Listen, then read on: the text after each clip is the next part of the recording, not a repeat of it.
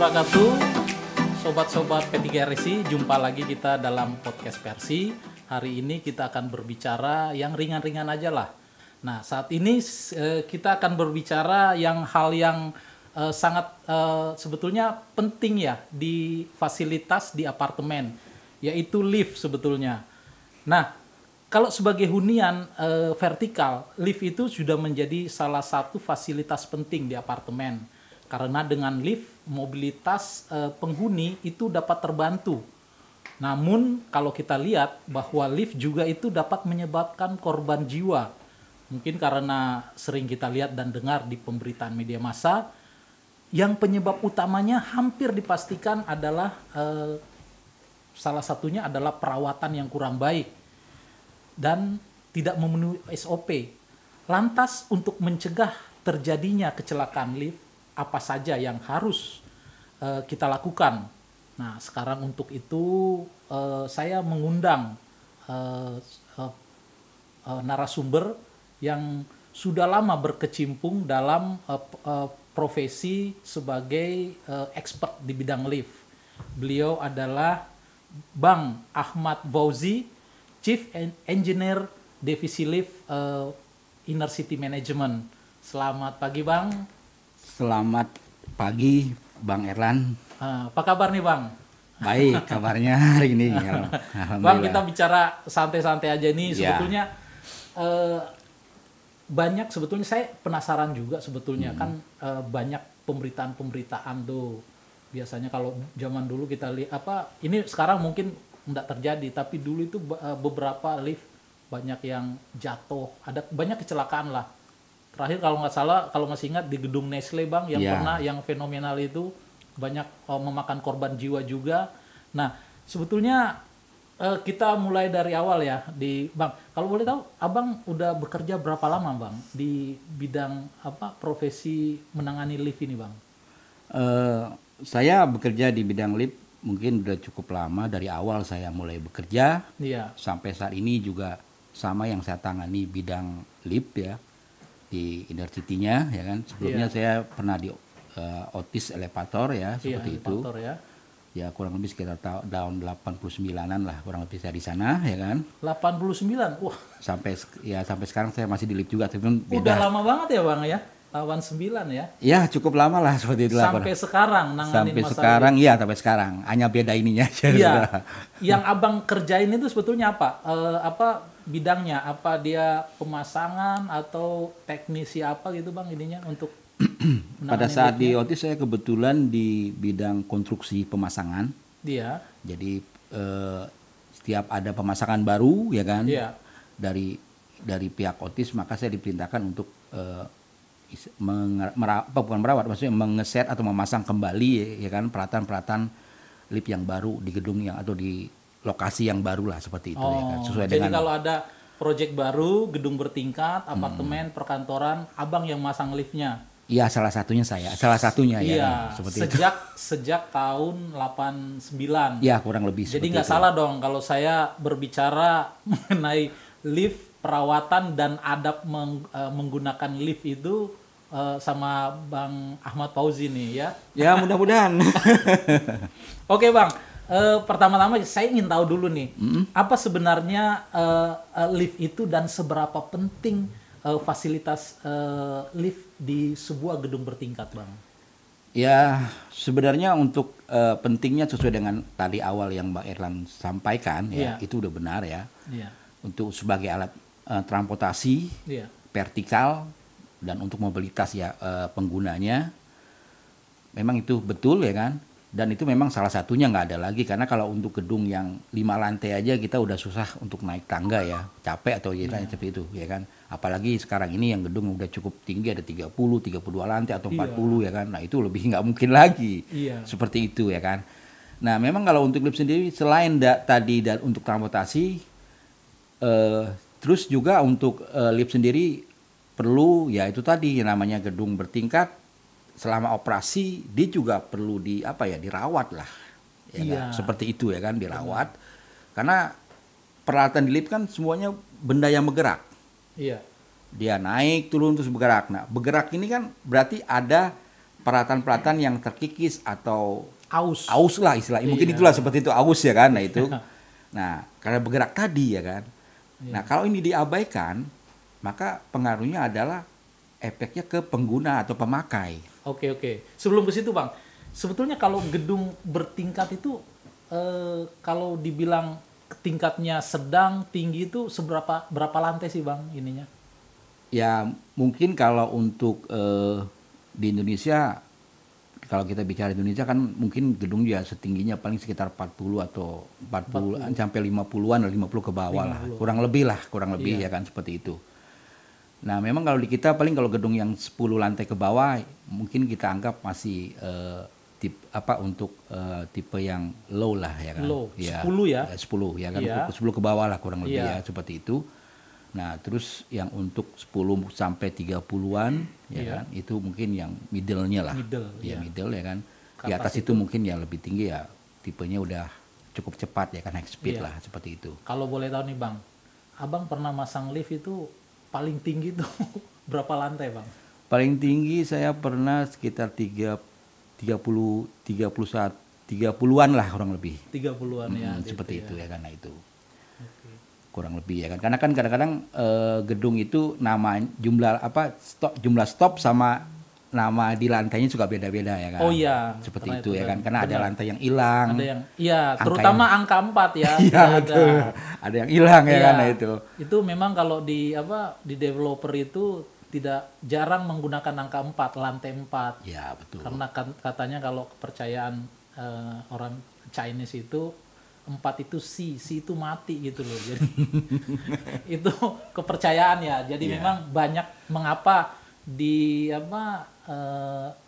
lantai itu tidak ada lantai 4. Termasuk rumah-rumah di kawasan developer tidak ada angka 4. Angka 4 ya. Iya. Kemarin ada orang nanya, "Rumahnya di mana?" "Oh, saya di blok 4 nomor 44." Pasti bohong nih. Betul juga. Oke, Bang, kalau kita lihat ya di Indonesia secara umum nih, Bang, kan banyak terjadi kecelakaan. Bagaimana sih sebetulnya Abang lihat perawatan lift di di DKI Jakarta lah, apa sudah memenuhi standar atau gimana, Bang? Sekarang gini, Pak, kalau kita lihat jumlah lift yang terpasang ya, Pak. Iya. Saat ini yang ada di mungkin anggaplah Jakarta lah. Iya. Itu kan tiap tahun selalu bertambah ya, Pak. Iya. Sekarang aja udah merambat. Karena gedung bertambah ya. Iya, betul. Iya. Terus dia udah sampai mungkin ke pelosok-pelosok lah, mungkin yang tadinya daerah pinggiran sekarang udah ada gedungnya, Pak. Benar. Seperti itu ya kan. Iya. Berarti jumlah lift terus bertambah. Kalau dilihat dari segi dia punya kejadian kecelakaan atau mungkin ya tadi kecelakaan atau korban lah. Iya. Itu kalau kita bilang cukup kecil, Pak. Oh iya. Kecil. Karena bertambah banyak ya ini ya, dibanding dengan persentase kecelakaan itu cukup kecil. Iya, cukup kecil lah kalau menurut saya sih ya. Kecil, bukan berarti kita mengabaikan itu tidak ya kan. Tapi cukup kecil ya kan. Berarti kan untuk lebih baik perawatannya mungkin hampir dibilang lebih banyak sempurnanya dibandingin yang tidak ya kan. Oh, itu cukup bagus ini ya, Pak. Iya, kalau kita lihat ke arah sana dari jumlah persentase yang ada ya, perbandingannya ya kurang lebih ya seperti itu ya kan itu. Iya. Itu kalau kita lihat. Memang mungkin karena memang ada pernah terjadi, tapi kalau dilihat jumlahnya juga jauh sekali ya kan. Nah itu. Tapi kesimpulannya kalau saya bilang ya mungkin lebih banyak yang benarnya gitu loh. Oh gitu ya, Pak ya. Ya kurang lebih kalau kita ngambil dari sana ya kan, Pak. Nah itu. Nah oke, Pak, kalau kita lihat ya, dari sejumlah kecelakaan yang terjadi, mungkin Bapak juga baca ya di ini beberapa kali kecelakaan, termasuk yang pernah terjadi di Jakarta Selatan dan di tempat-tempat lain. Kira-kira faktor penyebab utama itu seringnya apa, Pak? Penyebabnya itu apa? Saya kira kalau penyebabnya sih, kalau menurut saya itu kan penyebabnya bisa karena memang peralatannya, bisa juga karena manusianya, maksudnya di sini manusianya human error gitu ya. Manusia di sini mungkin ya, sekarang lift kalau dirawat dengan benar, perawatannya dengan standar ya, penggantian part-partnya dengan standar, saya kira itu selalu terawat ya, seperti itu ya. Tapi kalau peralatan itu diganti mungkin nggak sesuai ya kan, nah maka itu jadi apa ya, itu itu berbahayanya di situ ya kan, seperti itu ya kan. Nah, itu. Ada masanya ya ini, satu mungkin spare part itu harus diganti, ada masanya gitu Pak, harus diganti berapa tahun atau berapa bulan sekali, itu memang harus diganti, walaupun mungkin tidak sebetulnya masih berjalan kelihatan normal gitu ya Pak ya. Betul ya kan, kalau soal part-part itu memang sebenarnya ada masalah atau ada lifetime-nya ya. Oke. Tapi itu sendiri kan lifetime itu tergantung dari pemakaian. Iya. Ya pemakaian. Contohnya kita bilang yang misalnya tali baja atau wire rope ya. Oh, ya slingnya ya. Slingnya ya kan. Sling, tali baja yang apa yang gitu ya. yang dari istilahnya itu yang paling utama dalam itu ya Pak ya. Ya itu memang talinya untuk pengangkat ya. Pengangkat ya. Ya itu ya dibilang utama bisa ya, memang dia itu yang utama mengangkat ya, nggak ada lagi ya kan. Nah itu yang sering putus katanya. Putus ya bisa dibilang itu seperti itu. Tapi intinya gini Pak, tali baja itu juga memang ada lifetime-nya ya kan. Iya. Dan itu pun ada standar-standarnya. Maksudnya standarnya gini.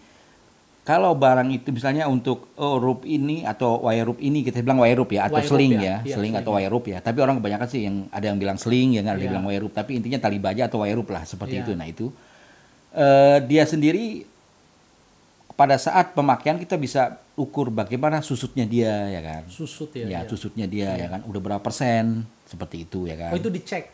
Dicek Pak. Ya, harus dicek. Susutnya berapa persen kita harus cek ya kan. Maksudnya layak, maksudnya dalam hal perawatan kita melihat ya kan. Iya. Susutnya berapa persen, terus seperti itu kondisinya. Dia kan di dalam tali baja itu ada semacam tengah-tengahnya itu ada tambang ya Pak. Tengah-tengah di dalam tali baja itu ada tambang. Tambang itu yang dia mengandung ada grease-nya Pak. Grease itu apa? Ibaratnya apa ya, pelumasnya dia. Oh. Nah itu ada grease-nya di dalam. Fungsinya? Jadi pada saat dia ketekan atau terpelintir disebut ketekan lah, ya kan? Itu dia akan keluar Pak. Pelumas itu? Iya. Itu semacam cairan atau apa? Atau? Ya sebenarnya cairan tapi pekat. Oh. Cairan yang pekat. Iya. Itu fungsinya untuk ini ya. Pelumas. Biar tidak pelumas ya. Biar tidak cepet keras kaku gitu, bisa cepat putus gitu ya. Bukan. Jadi dia berfungsi untuk melumasi pada saat dipakai ya. Iya. Dia kan akan melumasin karena dia bergesek dan tertekan, ketarik ya atau tertekan ya. Dia akan mengeluarkan secara otomatis karena di tengahnya ada tambang tadi yang mengandung pelumas atau grease ya, seperti itu Pak. Iya. Nah di sendiri setelah itu, kalau itu udah kering Pak, kalau maksudnya udah habis ya. Oh iya. Udah habis lah kita anggap lah, karena mungkin ditekan lagi udah nggak keluar lagi karena udah kering gitu loh Pak. Itu umumnya berapa lama Pak dia habis atau harus diganti Pak? Kurang lebih sekitar 5 tahun ya. Oh 5 tahun lama. Tapi itu pun ya tergantung pemakaian ya kan. Nah, itu kalau zaman pandemi sekarang ini bisa tambah tahun. Iya bisa aja seperti itu. Dipakai gitu ya Pak ya. Iya. Ya umumnya 5 tahun umum. Iya. Umum ya seperti itu ya kan. Oke. Nah karena dia nanti udah kering, nanti dia akan timbulnya karat Pak lama-lama Pak. Oh iya karat ya. Karat ya kan. Nah karat ini lama-lama lagi dia akan jadi rantas. Ya seperti itu ya. Rantas itu apa? Ya rantasnya putus lah Pak. Putus lah ya kan. Ya rantas maksudnya dalam kata ya itu tadi karena dia tadi karat. Karat itu kan mudah patah. Iya benar. Patah itu ya jadi rantas lah ya kan. Maaf, rantas bahasa mana saya nggak tahu. Ya kurang lebih seperti itu maksudnya Pak. Iya. Nah, gitu ya. Nah disitulah makanya perlu dicek terus ya kan. Nah itu seperti itu maksudnya Pak. Oke Pak. Kita mulai lihat bagaimana sih sebetulnya kalau dari awal bagaimana sebetulnya sistem perawatan lift itu, apa-apa aja yang perlu Pak, SOP-nya bagaimana mulai dari awal pemasangan hingga ketika penggunaan itu apa aja yang harus rutin dicek gitu Pak. Ya kalau untuk pemasangan sih saya kira mungkin yang terpenting adalah, jadi pada saat pemasangan itu yang dituntut dari pemasangan itu adalah pemasangannya presisi Pak. Presisi ya. Ya jadi maksudnya tepat lah ya kan. Pemasangan pintunya pun lurus ya kan. Ya kan, pemasangan relnya tingkat akurasinya itu harus. Ya itu harus tinggi lah. Tinggi. Seperti itu ideal ya. Iya, ideal ya kan. Ya kadang-kadang bisa aja kan di lapangan suka berlari atau apa, bergeser atau bagaimana ya kan. Tapi intinya itu yang tingkat pemasangan yang dituntut adalah kepresisiannya. Presisi ya. Itu yang dituntut ya kan. Iya. Nah, nanti setelah presisinya udah oke ya kan. Nah, itu kalau peralatan yang dipasang juga oke, maksudnya produknya oke, ya kan. Itu kan jadi lebih handal jadinya, Pak. Ya kan, karena udah pemasangan oke. Ya maksudnya presisi di sini oke, ini maksud pengertiannya presisi ya oke ya karena itu. Kualitas barang oke. Ya, seperti itu ya. Kualitas barang oke ya kan. Nah, lantas setelah itu oke ya kan, berarti ini lip akan lebih handal untuk kedepannya ya kan. Kenapa? Karena udah terpenuhi semua ya kan. Ditambah lagi kalau nanti pada saat selesai dipasang ya kan, servisnya pun oke. Wah, lebih sempurna lagi dong Pak ya kan. Ya sama lah kalau seperti kendaraan gitu ya, banyak merek-mereknya, terus nanti kalau dia ada kendaraan juga yang kualitasnya bagus, perawatannya juga bagus, dia punya bengkel-bengkel resmi yang ini sehingga di itu perawatannya cukup bagus gitu nantinya. Tapi memang ada nggak Pak kalau seumpamanya tadi Bapak bilang kalau barangnya bagus, terus kalau lift di Indonesia ini ada nggak yang lift yang mungkin barangnya yang kurang bagus, mungkin tidak usah nyebutin merek, tapi ada juga yang didapatin seumpamanya kualitas lift itu kurang bagus gitu Pak, dari segi pabrikasi atau apa gitu. Gini sih Pak, kalau kita bandingin sepengetahuan saya lah Pak. Iya.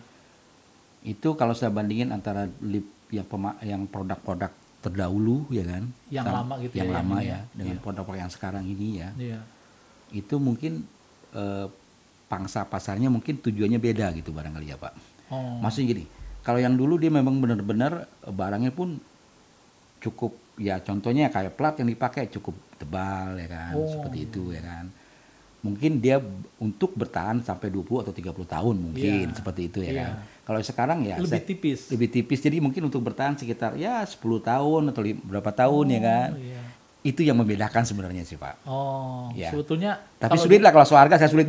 Iya, di itu. Kurang lebih gitu Pak. Memang kalau kita lihat dulu barang-barang dulu itu memang lebih ini ya, lebih kualitasnya bagus. Tapi mungkin karena udah kemajuan teknologi, mungkin efisiensi juga betul. harus dikurangi itu gitu Pak. Iya, betul seperti itu Pak. Nah, iya. Kalau kita lihat Pak, tadi selain sling ya, komponen-komponen apa aja yang sebetulnya penting yang harus dirawat, yang paling utama di lift itu Pak, dan yang rutin dicek itu apa Pak sebetulnya, yang terpenting agar lift itu aman digunakan itu apa Pak, yang perlu perawatannya rutin gitu? Sebenarnya gini Pak, kalau untuk di lift ya, kalau bicara komponen mana yang penting, saya kira itu semuanya penting sih Pak. Kalau saya bilang ya kan, karena apa semuanya penting? Karena kalau ada salah satu bagian kecil yang rusak, dia akan mengganggu ke yang lain gitu loh Pak. Jadi kalau dibilang itu penting ya penting. Memang mungkin artinya aja yang agak sedikit beda. Ya maksudnya mungkin karena fungsinya mungkin nggak terlalu berarti, tapi sebenarnya itu penting karena akan mengganggu ke sistem yang lain. Umpama ya, tombolnya ada rusak anggaplah lantai 9 lah umpama. Kan jadi lift itu jadi dibilang ya nggak handal dong, lantai 9 ini nggak bisa gitu lah kan, seperti itu ya kan. Jadi intinya semuanya penting ya kan, semua peralatan itu saling saling terkait ya, seperti itu ya kan, terkait. Jadi semuanya kalau dibilang kalau lift itu handal ya berarti semua sistem yang ada harus berfungsi dengan baik, seperti itu. Nah itu jadi semuanya penting, hanya memang paling di kita untuk servisnya ada bagian-bagian yang harus kita sering perhatikan. Apa aja tuh? Nah di sini memang seperti itu aja yang membedakan.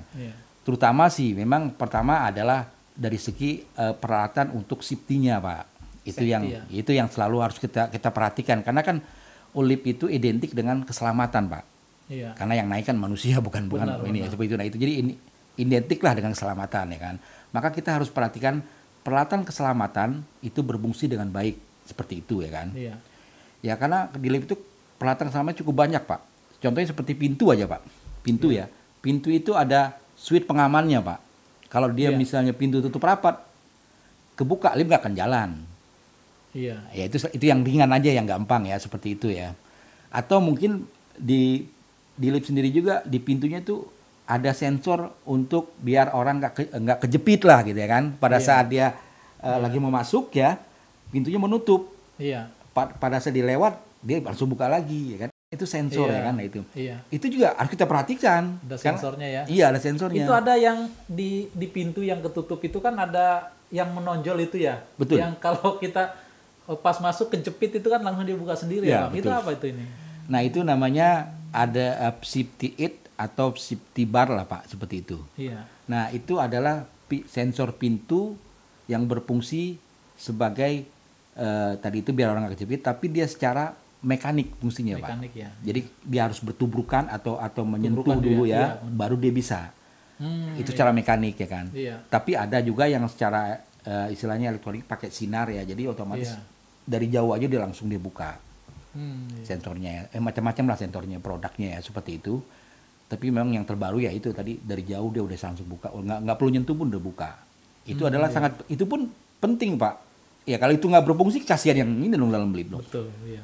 Nah itu, jadi kita harus perhatikan dulu peralatan-peralatan safety lah yang paling utama dulu. Setelah itu baru di kita juga kan untuk perawatan tuh ada perawatan per 1 bulan, per 3 bulan, per 6 bulan, per tahun ya itu ada ya kan. Tapi yang paling cepat per bulan harus dicek ya atau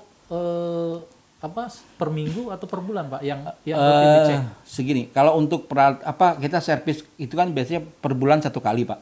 Per bulan 1 kali. Ya, itu yang kita harus perhatikan adalah peralatan safety dulu Pak. Peralatan safety. Iya. Apa aja peralatan safety itu Pak yang dicek? Ya salah satunya misalnya ya tadi untuk peralatan untuk pintu-pintu kita harus perhatikan ya seperti itu. Terus udah gitu lagi kontak-kontaknya untuk pintu-pintu tiap lantai harus perhatikan. Nah terus udah gitu lagi fungsi dari peralatan yang lainnya ya kan seperti runningnya, terus untuk getsunya segala macam lah yang berfungsi ke arah sana yang banyak untuk bergerak. Nah itu yang kita perhatikan Pak.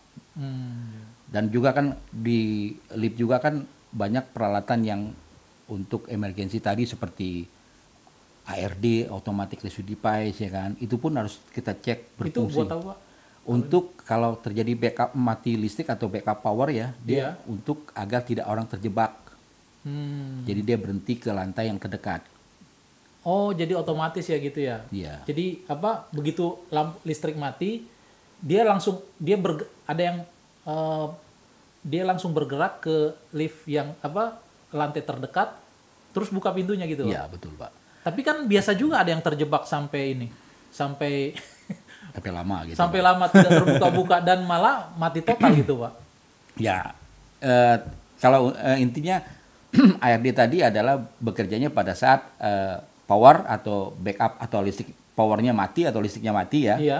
Terjadi blackout lah seperti itu. Iya. Nah maka dia akan bekerja setelah berapa detik dia bekerja ya kan untuk mengantarkan penumpangnya ke lantai yang terdekat seperti itu ya. Iya. Nah nggak bekerjanya mungkin ada masalah di ARD-nya, itu bisa aja terjadi seperti itu Pak ya kan.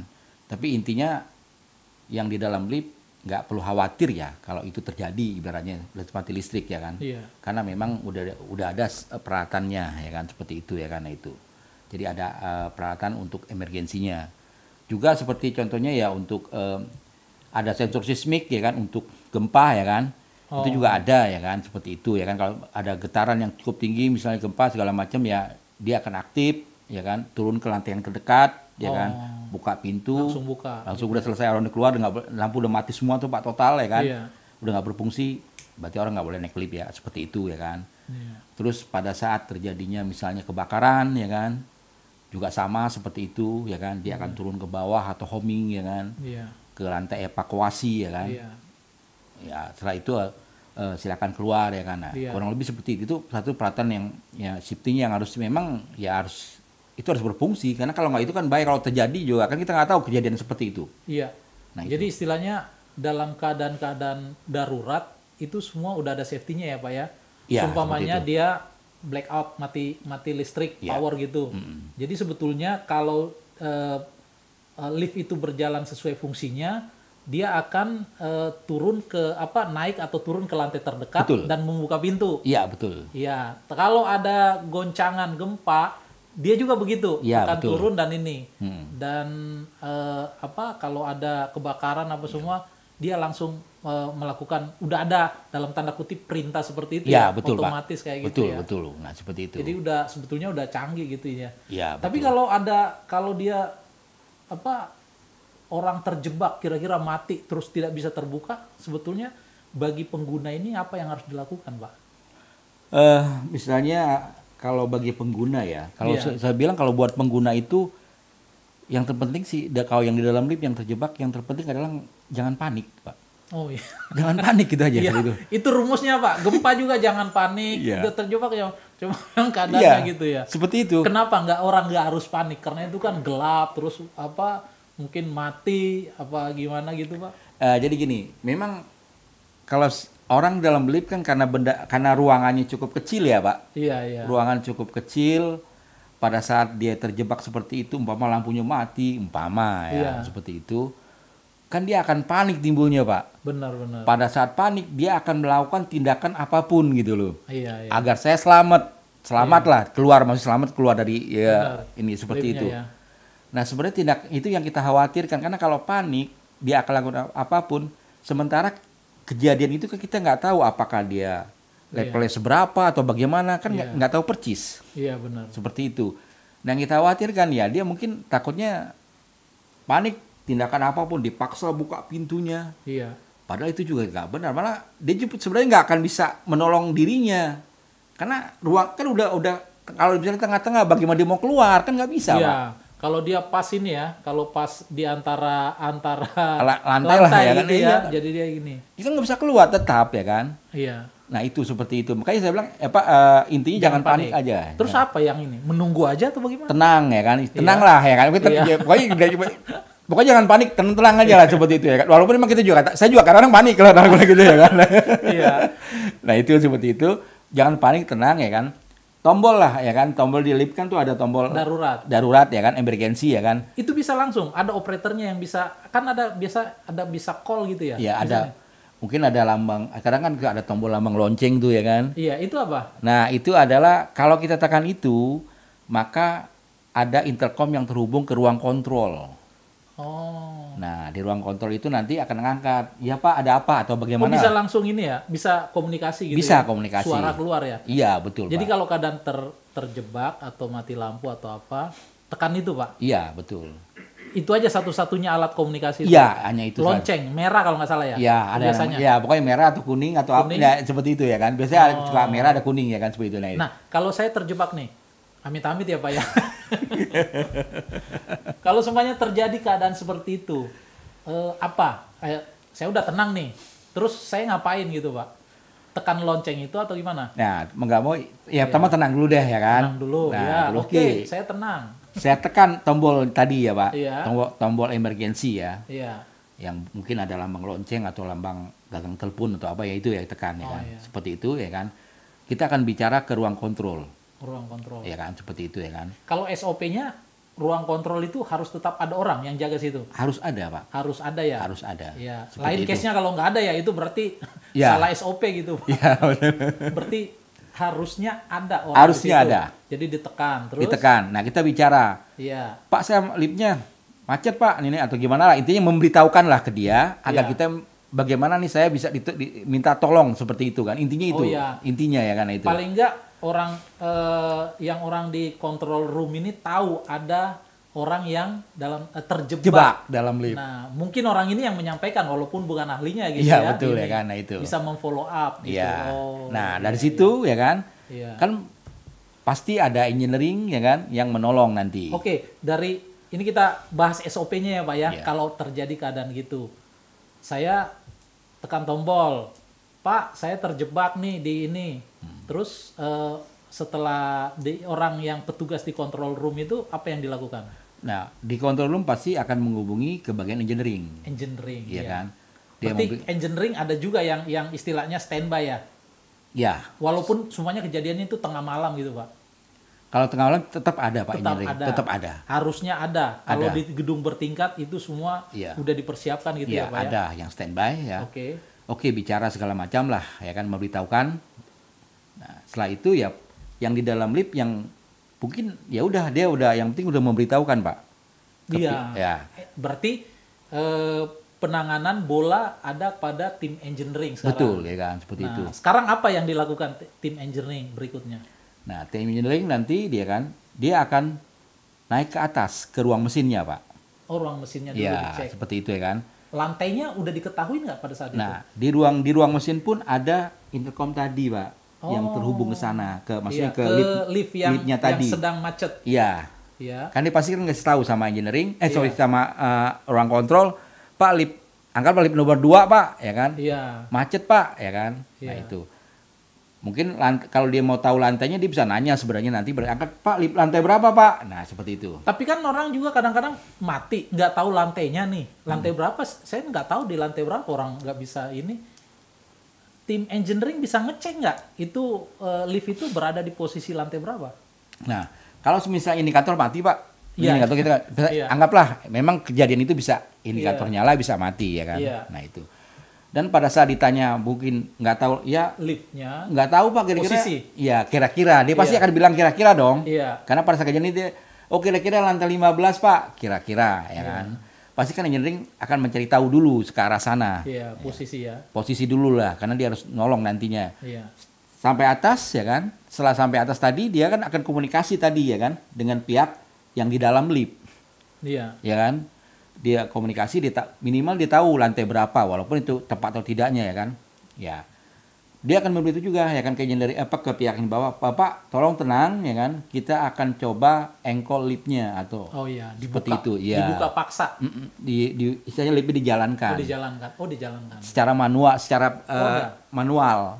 Pakai engkol. Jadi di break release lah ibarat seperti itu. Lift itu akan bergerak ya secara manual bergerak ya kan tanpa pasti liftnya udah dimatikan semua ya kan jadi udah nggak ada power ya kan dia akan bergerak dia akan buka break secara manual juga dengan tadi break release tadi ya kan maka lift akan bergerak sesuai dengan kapasitasnya. Kalau kapasitas 50% maksudnya kapasitas itu orang di dalamnya di dalam ya kan umpama kapasitasnya di bawah 50% ya kan maka dia akan arah naik pada saat diengkol. Iya. Karena kalau dia berat, dia akan turun. Iya. Kalau dia dikurang dari 50%, dia akan ditarik naik. Iya, betul. Tapi ditarik naik satu lantai ke atas atau satu lantai ke bawah? Tergantung tadi itu. Pada saat dibuka, larinya ke atas apa turun. Sesuai dengan kapasitas. Kan dia otomatis gitu ya? Iya, otomatis. Dia langsung tahu gitu ya. Iya, seperti itu. Bebannya berapa gitu. Iya, betul. Kan di situ kan kira-kira pada saat di dalam lift tuh, ternyata di sini 50% atau anggaplah 60%, berarti dia arah turun karena lebih berat dari bandulnya tadi counterweight yang ada di dalam seperti itu. Nah itu. Nah sebaiknya ya kan pada saat itu pun ya tadi kan lebih baik tenang itu biar dia tidak melakukan apa-apa, dia nggak perlu buka pintu ya kan. Nah karena kalau dibuka pintu terpaksa dia pun nggak bisa menolong apa-apa Pak, maksudnya menolong dirinya ya kan. Setelah dia sebaiknya dalam keadaan seperti itu pun pintu harus tutup rapat. Tutup rapat. Iya, karena ya kita nggak mau inginkan terjadi apa-apa juga dengan pada saat diengkol arah naik tadi ya kan, secara manual ya kan, seperti itu. Lebih baik tutup rapat ya kan. Nah, baru nanti mungkin si engineering akan coba engkol tadi, misalnya dibuka breaknya secara manual.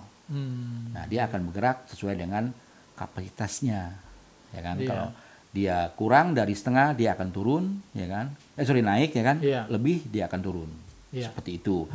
Nah sebaiknya sih memang kalau yang di dalam itu ya tadi selain tenang kalau memang udah tinggal menunggu pertolongan saya kira ya nenangin diri atau mungkin duduk aja lah di lantainya ya kan santai aja lah gitu loh ya kan santai lagi ya mau bagaimana gitu loh ya kan udah nggak bisa apa-apa lagi gitu ya kan dari luar gitu ya yang ini. Seperti itu. Nah setelah engineering lakukan udah sampai ini dia akan engkol sampai lantai yang terdekat. Nah, terdekat itu nanti ada tandanya di ruang mesin, Pak. Iya. Ada tanda levelnya ya kan. Ini udah level nih kira-kira ya udah, dia akan turun ya kan. Tadi bilang kira-kira lantai 15, Pak. Ya udah berarti saya 16 ya kan seperti itu. Dibuka ya kan. Kalau salah pun dia akan lihat kan ketahuan ada senter. Berarti di bawahnya nih dikit udah seperti itu. Dibuka dulu lantainya gitu pintunya lihat posisinya di atas apa di bawah gitu ya. Baru nanti diambil tindakan ya kan seperti itu. Dibuka pintunya lantas silakan keluar ya kan seperti itu Pak. Kondisi yang paling berat yang pernah Bapak alami apa Pak?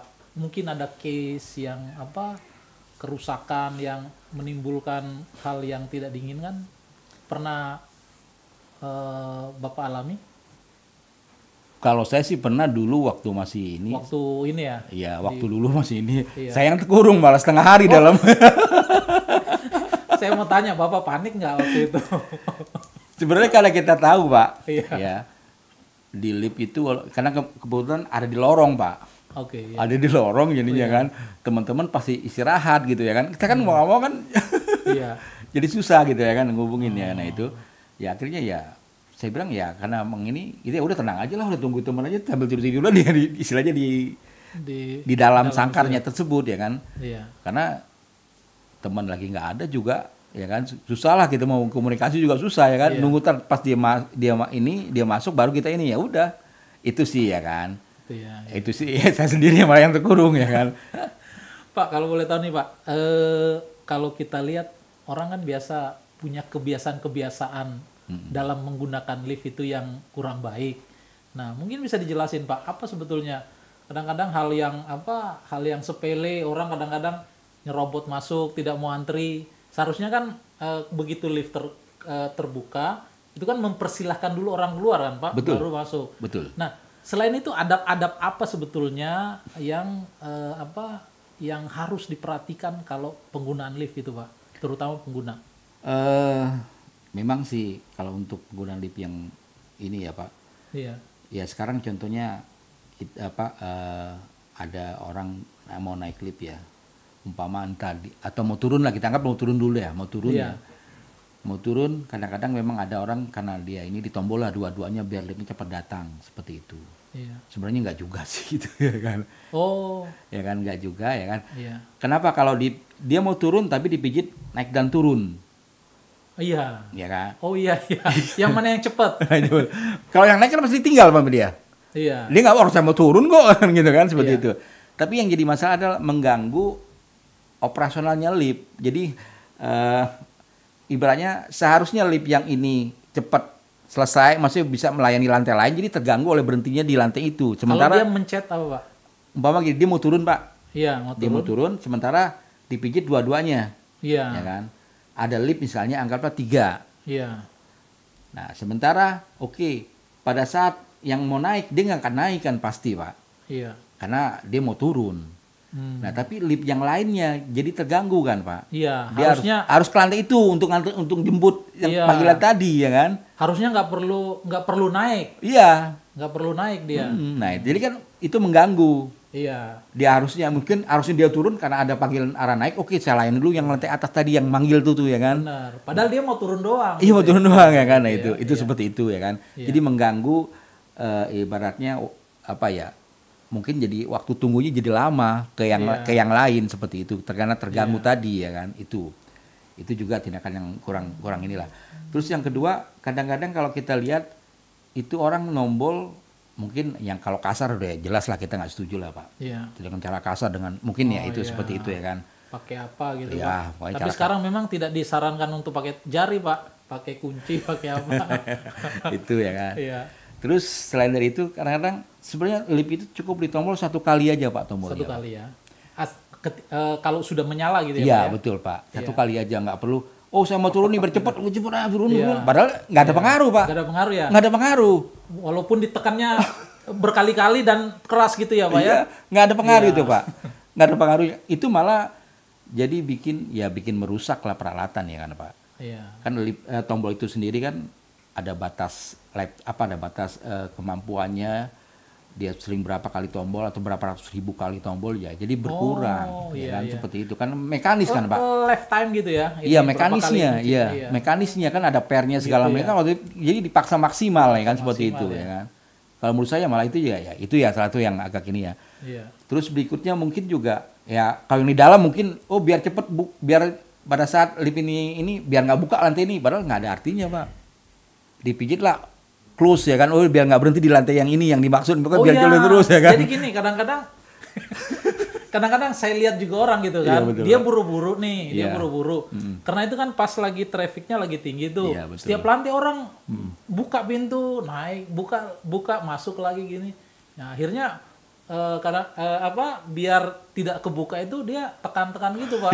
Maksud dia itu di tiap lantai kalau ada orang mau dijemput nggak usah buka langsung, tapi pasti terbuka gitu ya ininya. Pasti Pak, karena gitu itu emang udah terprogram. Udah terprogram ya kan.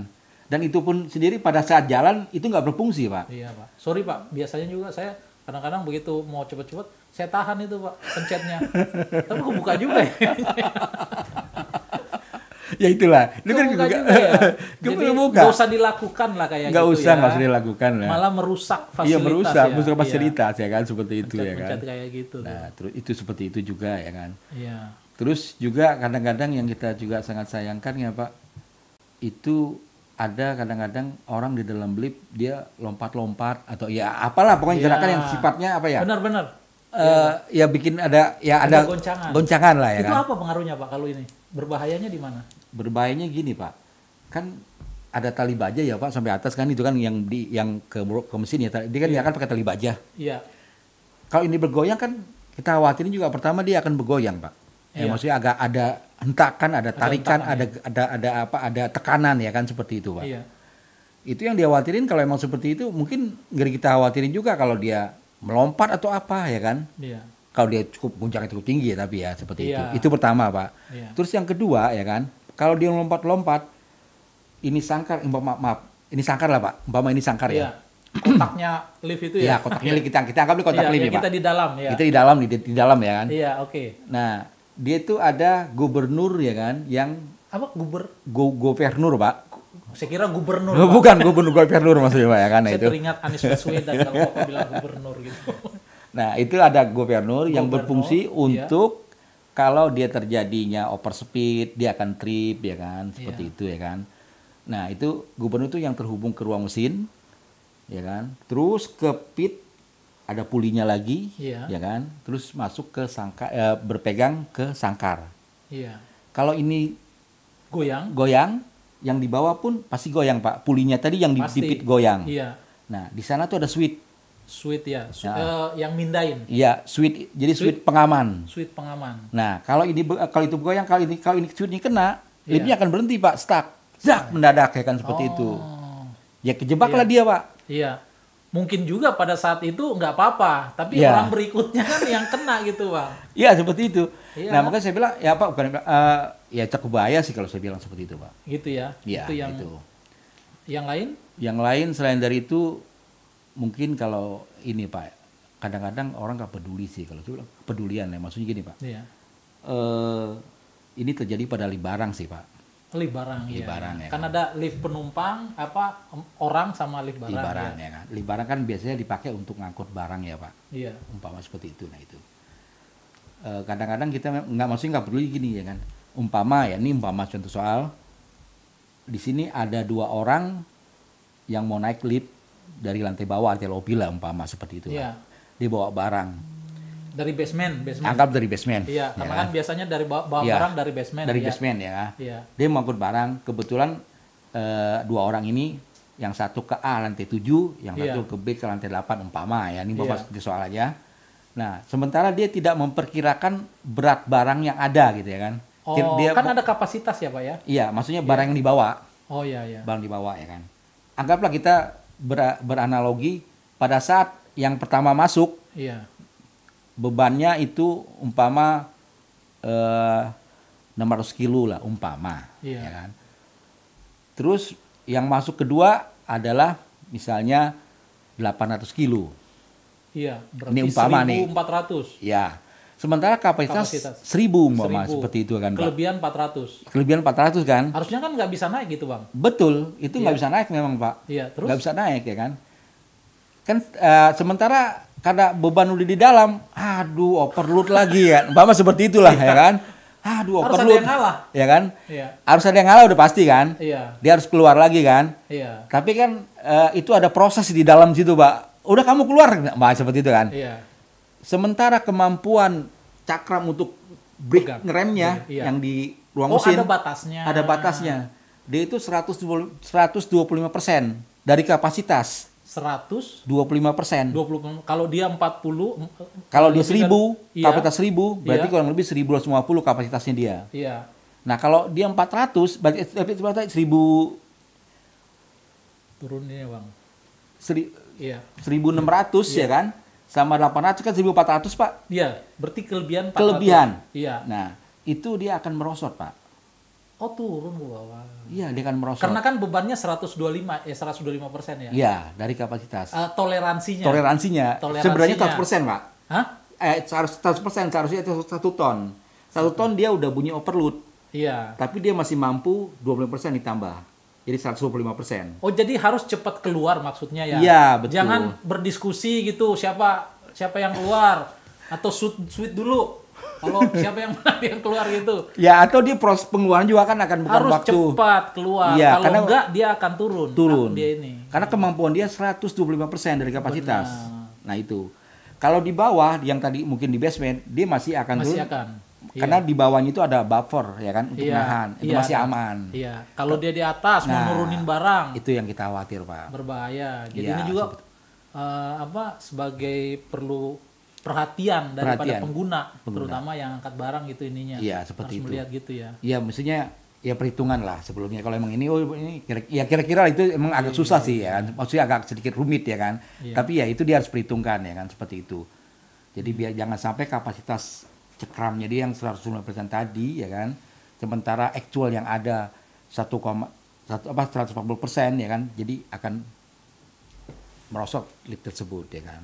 Oh gitu. Itu seperti itu. Mungkin kejadian-kejadian ini juga ada aja sih Pak. Itu juga biasanya terjadi kelebihan beban itu di lift orang loh Bang, penumpang. Betul. Nah itu kalau ada yang masuk kan dia bunyi tuh, terus nggak mau ngangkat gitu kan.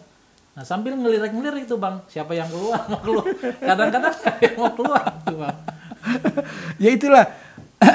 Sekarang ada bunyi aja kadang-kadang nggak peduli Pak. Iya. Kalau orang sih mungkin masih nggak terlalu tinggi ya lompatannya. Karena lompatannya ya. Barang itu yang kadang-kadang agak tinggi. Iya. Ya, karena kan kita juga nggak tahu ya kan. Apa resikonya kalau seumpamanya lift itu beroperasi dalam keadaan beban yang 100% terus penuh gitu Bang ininya? Ya sebenarnya kalau 100% masih dalam batas kemampuan dia ya kan.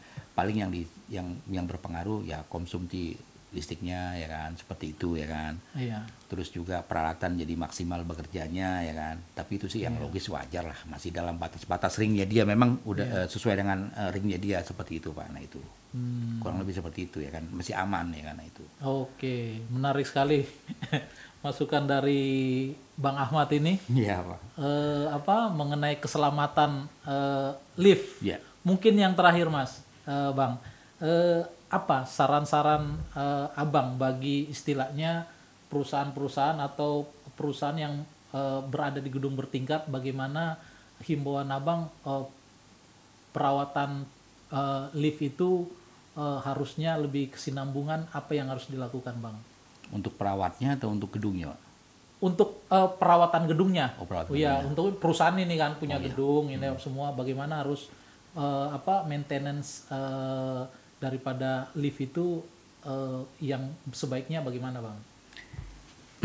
Ya kalau untuk yang perawatnya Pak. Iya. Kalau untuk perawatnya, kalau untuk lift itu kan sebenarnya peralatannya itu sudah dilengkapi dengan peralatan safety ya. Jadi ya berarti ibaratnya semua peralatan itu sudah melekat dengan safety-nya gitu loh Pak. Iya. Jadi sesuai dengan safety-nya, berarti yang merawatnya pun atau istilahnya teknisi yang merawatnya itu yang melakukan perawatannya itu harus dapat lisensi Pak. Dari Departemen Tenaga Kerja atau Departemen Tenaga Kerja Depnaker lah seperti itu ya kan. Itu ada lisensinya. Sertifikasinya ya. Ada SIM-nya lah ibaratnya kalau ada SIM-nya Pak. Nah, dia boleh merawat istilahnya di bidang lift itu ya kan. Iya. Atau boleh melakukan perawatan. Iya. Kalau dia punya SIM.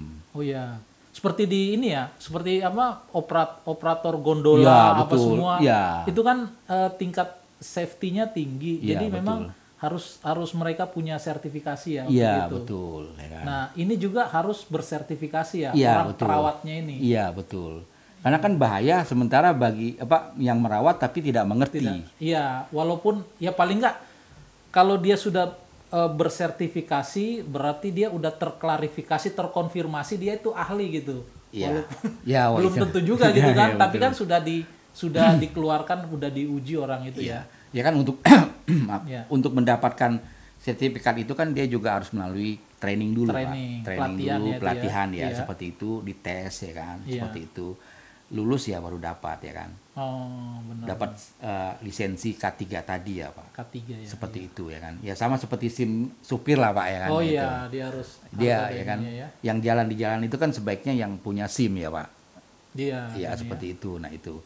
Nah, yang merawat lift juga sebaiknya punya itu ya, sesuai lah. Iya. Jadi standar yang ada lah seperti itu ya kan. Standarnya memang seperti itu, Pak. Nah, itu. Iya. Jangan kayak kernet truk ya. Kernetnya itu udah ini bisa ngajar, bisa nyupir, diajarin langsung bawa truk gitu kan. Wah, ugal-ugalan nanti gitu kan. Walaupun dia sudah bisa, harus dites lagi biar dapat SIM-nya itu untuk itu. Nah, SIM-nya sendiri juga kan itu punya masa berlaku juga, Pak. Oh. Masa berlaku juga ya kan. Emang itu kenapa harus ada masa berlakunya? 5 tahun sekali, Pak. Kan nggak mengurangi kepintaran orang atau apa? Atau mungkin update daripada pengetahuan lift itu sendiri? Saya kira mungkin kan nanti pada saat dia dapat SIM perpanjang SIM itu ya kan, dia juga akan dites lagi, Pak. Oh iya. Ya mungkin untuk refresh segala macam untuk ini dan mungkin teknologi baru yang harus diupdate gitu. Iya. Jadi dia ada inilah diperpanjang tiap 5 tahun sekali. 5 tahun ya. Seperti itu, Pak. Iya. Nah itu. Kalau menurut Abang lihat apa sebagian besar perusahaan sudah menggunakan tenaga perawat yang bersertifikasi atau masih ada juga yang ini, Bang? Saya kira seperti di jalanan ya, masih ada yang bandel sedikit, Pak. Masih ada yang bandel-bandel ya kan. Masih case ya. Masih ada. Harus ini ya. Harus diperhatikan itu ya, karena itu penting. Karena ini menyangkut keselamatan nyawa penggunanya. Betul. Kalau apalagi jangan sampai hal yang kecil hemat biaya gaji orang yang bersertifikasi, tahu-taunya liftnya setelah jatuh, waduh, biayanya lebih besar, Bang, gitunya, gitu, Bang. Ya, betul, itu kurang lebih seperti itu. Oke, Bang, terima kasih banyak atas perbincangan kali ini, menarik, menambah wawasan saya tentang lift, bagaimana penggunaannya, apa-apa saja yang tidak, yang sebaiknya kita tidak lakukan.